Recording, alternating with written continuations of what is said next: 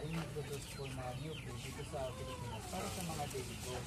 So, ano pa po yung pwedeng gawin ng pamahalaan para sa pagkaroon ng mas optimal na produkto ng mga farmers sa daily goat?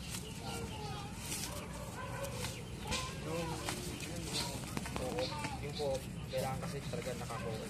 Usually kasi, ang hinahanap ng government yung naka-co-op talaga.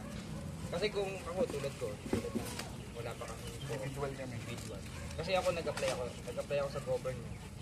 Kaso, ang major requirements nila, yung kasali ka sa co-op, o kaya may sarili kang co-op, o kaya yung tinatawag na yung asosasyon. Association or organization.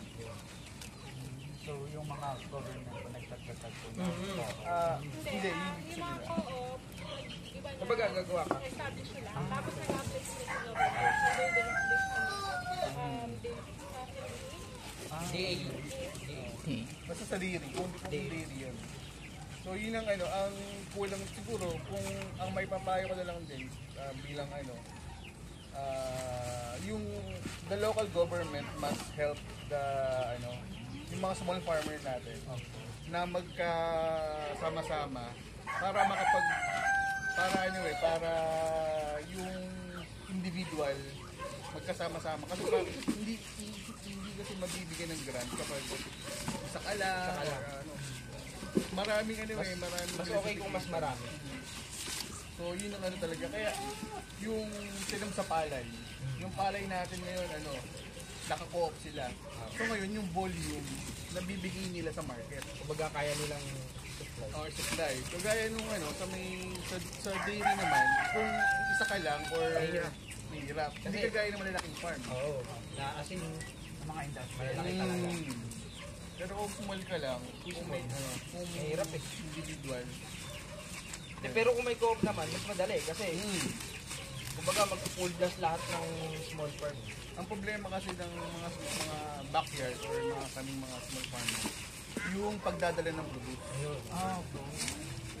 Yun ang sino bibili ng gatas sa namin dadali. kasi Sino kami kukuha? kasi nagdala kami ng gatas Minsan kasi, tulad namin, nag-harvest kami. Minsan kasi, yung kumbaga yung gatas, talagang yung pick nila sobra, walang kumukuha. ang napagbibenta lang naman sa Metro Manila may kumukuha kaso breeder ng pusa ng aso kasi lactose intolerant sa mga aso at pusa so yun yung market ng talaga hindi pa pang tao Hindi, meron naman. meron naman na din Kaso, may procedure naman yun. pero pag raw milk talaga Pang animal production pero kung matutulungan nga ng gobyerno or ng co-op na i-produce para human consumption mas maraming maingganyo Kasi, di ba, ang alam ng tao, yung gatas nung kalabaw, baka. Yung Hindi sa pa din gatas kasi bago lang din di ba? Bago lang yun. akala nila masyadong maanggo pero Hindi naman.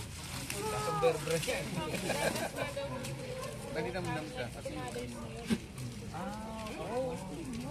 maraming Kaya po pala, lactose intolerant Saka dito sa mga vet, ang gatas ng mga, yung tawag milk, mga aso, goats milk. Pero usually talaga, mas gusto nung mga breeder na aso yung raw. Kesa mag-powder. marami ng Kasi merong, yung katulad yung may bayar ako, hindi daw sanay sa powder. tatay Nagtatahi yung tuta. Yung raw.